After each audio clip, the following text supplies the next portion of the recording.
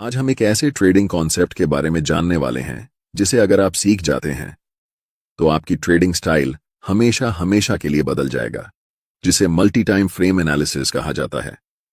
इस वीडियो में मैं आपको समझाऊंगा कि कैसे आप हायर टाइम फ्रेम से लेकर लोअर टाइम फ्रेम तक चार्ट्स का एनालिसिस कर सकते हैं और अपने ट्रेडिंग डिसीजन को बेहतर बना सकते हैं। तो सबसे पहले समझते हैं कि मल्टी टाइम फ्रेम एनालिसिस होता क्या है। यह एनालिसिस का एक तरीका है जिसमें आप पहले हायर टाइम फ्रेम का एनालिसिस करते हैं और फिर धीरे धीरे लोअर टाइम फ्रेम तक आते हैं। इस प्रोसेस में आपको 3 महत्वपूर्ण टाइम फ्रेम की जरूरत होती है। पहला time frame direction time frame होता है, जिसका उपयोग आप मार्केट की दिशा को समझने के लिए करते हैं। यानी आप देखते हैं कि प्राइस ऊपर जा रहा है, नीचे जा रहा है या साइडवेज मूव कर रहा है, जिससे आपको ओवरऑल ट्रेंड का आइडिया मिलता है। दूसरा time frame behaviour time frame होता है, जो प्राइस के बिहेवियर के बारे में डिटेल में बताता है।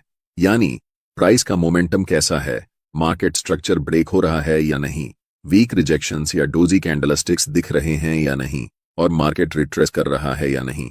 तीसरा और आखिरी time frame entry time frame होता है, जिसमें आप एक्चुअल ट्रेड एंटर करते हैं। अगर प्राइस डाउन ट्रेंड में है तो आप सेल के लिए देखेंगे और अगर अपर ट्रेंड में है तो आप बाय करने के लिए देखेंगे। ये बहुत सिंपल है। ये जो टाइम फ्रेम्स आप इस्तेमाल करेंगे वो आपके ट्रेडिंग स्टाइल पर निर्भर करते हैं। मान लीजिए मैं इंट्राडे और स्विंग ट्रेडिंग का मिक्स उपयोग करता हूं, तो मैं 4 घंटे का टाइम फ्रेम डायरेक्शन के लिए, 1 घंटे का टाइम फ्रेम बिहेवियर के लिए और 15 मिनट का टाइम फ्रेम एंट्री के लिए उपयोग करता हूं। लेकिन अगर आप स्काल्पर हैं तो आपके लिए ये टाइम फ्रेम्स अलग होंगे। आप 1 घंटे को डायरेक्शन के लिए, 15 मिनट को बिहेवियर के लिए और 5 मिनट टाइम फ्रेम को एंट्री के लिए इस्तेमाल करेंगे। इसलिए टाइम फ्रेम पूरी तरह से आपके ट्रेडिंग स्टाइल पर निर्भर करता है, लेकिन मैंने एग्जाम्पल देकर समझा दिया है जिससे आप अपने ट्रेडिंग स्टाइल के हिसाब से सही टाइम फ्रेम चुन सकते हैं।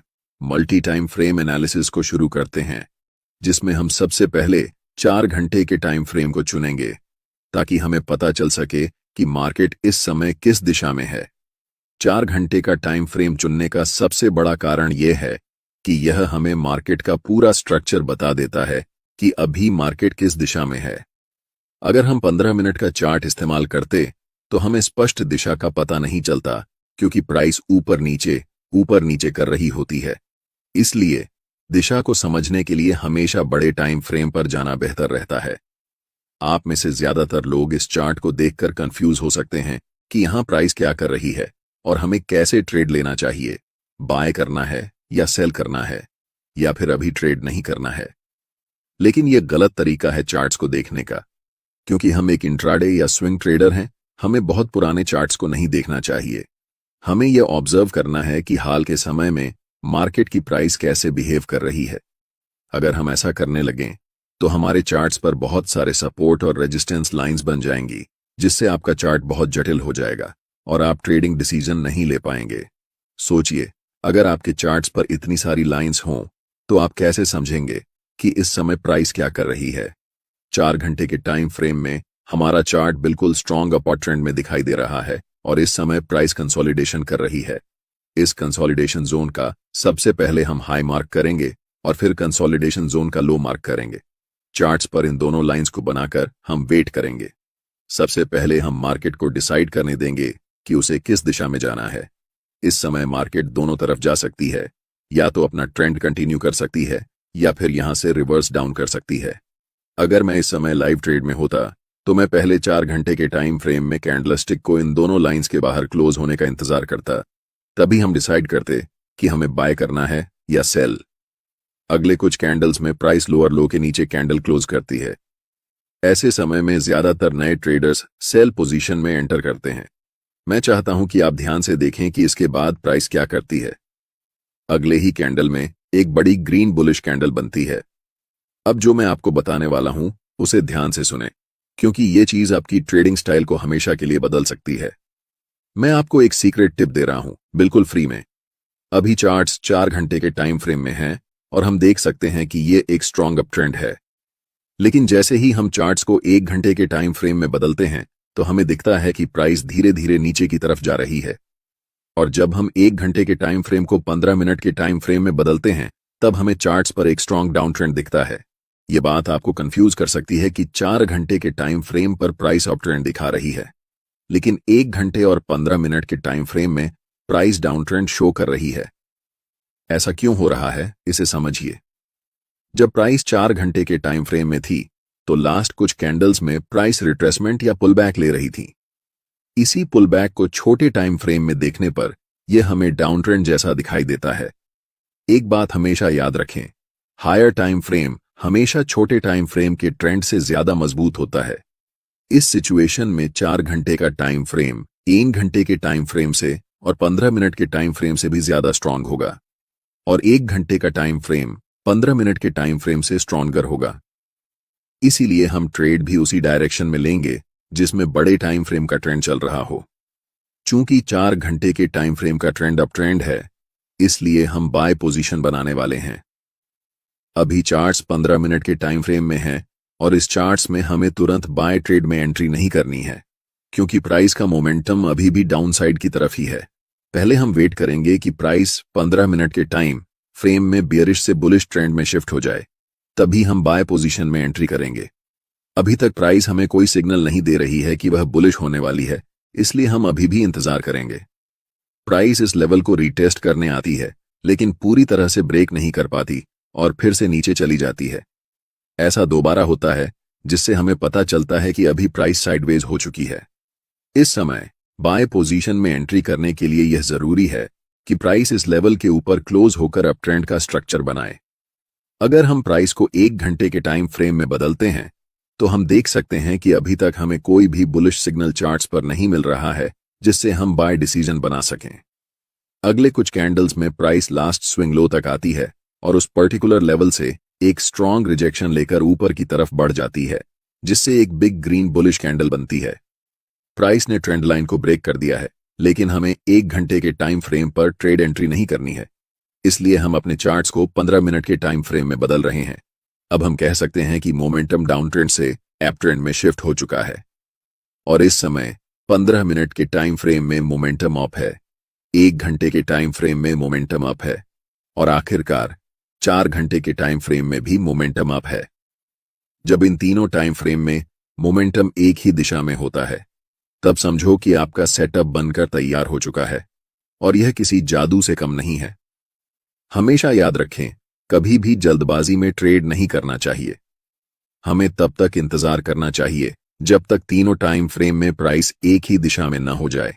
अब यहां हम बाय पोजीशन में ट्रेड में एंट्री करते हैं, ठीक इस ज्वाइंट ग्रीन कैंडल की क्लोजिंग पर, जिसमें हमारा स्टॉप लॉस ट्रेंड लाइन के थोड़े नीचे होगा। इस ट्रेड में हमारा टारगेट लेवल 4 घंटे के टाइम फ्रेम का स्विंग हाई होने वाला है, क्योंकि प्राइस ने इसी लेवल से डाउन ट्रेंड की ओर शिफ्ट होना शुरू किया था। इसे आप सप्लाई जोन या रेजिस्टेंस एरिया भी कह सकते हैं। अगर आप टारगेट सेट करने में कंफ्यूज हो रहे हैं तो मैं आपको एक टिप देता हूं। ट्रेड में एंट्री करने से पहले आपको चार्ट्स के लेफ्ट साइड पर ध्यान देना चाहिए और देखना चाहिए कि स्विंग कौन कौन से लेवल पर हैं। जैसे कि लास्ट टाइम ये एक स्विंग हाई है और इससे पहले ये एक स्विंग हाई है, तो हम इस समय 2 टारगेट रख सकते हैं। लेकिन क्योंकि बड़े टाइम फ्रेम में ट्रेंड स्ट्रांग है, इसलिए स्विंग हाई को टारगेट रखना ज्यादा सही रहेगा। और देखो, प्राइस बिना समय बर्बाद किए ऊपर चला गया। अब मैं आपको एक और तरीका बताता हूं कि टाइम फ्रेम को 15 मिनट से 1 घंटे में शिफ्ट करते हैं। अब प्राइस अपने हाई के आसपास है और अगर आप यहां बाय पोजीशन में ट्रेड एंट्री करते हैं तो आपका स्टॉप लॉस काफी नीचे होना पड़ेगा, जिससे आपका रिस्क रिवॉर्ड रेशियो खराब हो जाएगा। इसलिए हमें तुरंत ट्रेड में एंट्री नहीं करनी है, बल्कि प्राइस को पहले रिट्रेस होने देना चाहिए इस लेवल तक। प्राइस रेड कैंडल बनाते हुए नीचे आती है और इस लेवल को टच करती है, लेकिन आप तुरंत यहां पर एंट्री नहीं ले सकते। अगर आप यहां एंट्री लेते हैं तो आप बस अनुमान लगा रहे हैं कि प्राइस ऊपर जाएगा, लेकिन प्राइस बहुत अनिश्चित होता है। चाहे कितना भी महत्वपूर्ण लेवल क्यों ना हो, वह कभी भी ब्रेक हो सकता है या फिर उस लेवल को रिस्पेक्ट नहीं कर सकता है। इसलिए हम इंतजार करते हैं कि मार्केट पहले कंफर्म हो जाए कि वह किस दिशा में जाने वाली है, उसके बाद ही हम ट्रेड में एंट्री करेंगे। आप अगर अपनी इच्छा के अनुसार ट्रेड करेंगे तो यह एक खतरनाक तरीका हो सकता है।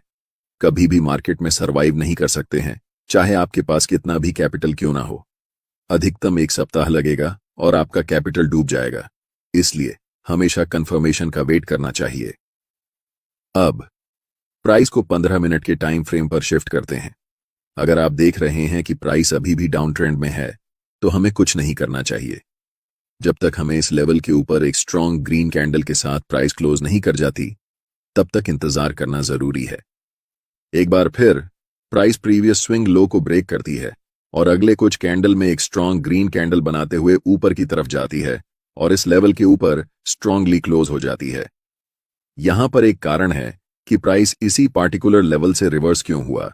जैसे ही हम चार्ट्स को बड़े टाइम फ्रेम पर शिफ्ट करते हैं तो चार्ट्स के लेफ्ट साइड में एक डिमांड जोन नजर आता है।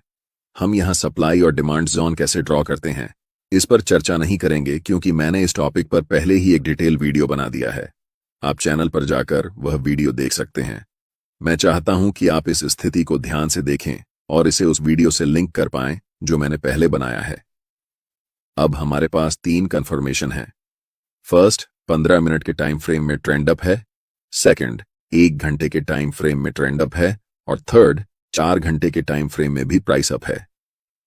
हम जानते हैं कि यह सेटअप हमारे लिए एक जादू की तरह काम करता है।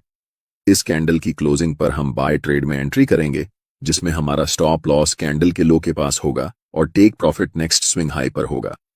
अगर हम बड़े टाइम फ्रेम पर देखें तो ये हमारा एक के लेवल है जहां तक प्राइस जा सकती है। आप देख सकते हैं कि प्राइस वैसा ही करता है, धीरे धीरे मार्केट स्ट्रक्चर बनाते हुए ऊपर की तरफ उस लेवल को टच करती है जिससे हमारा टारगेट हिट हो जाता है और हम प्रॉफिट बुक कर लेते हैं।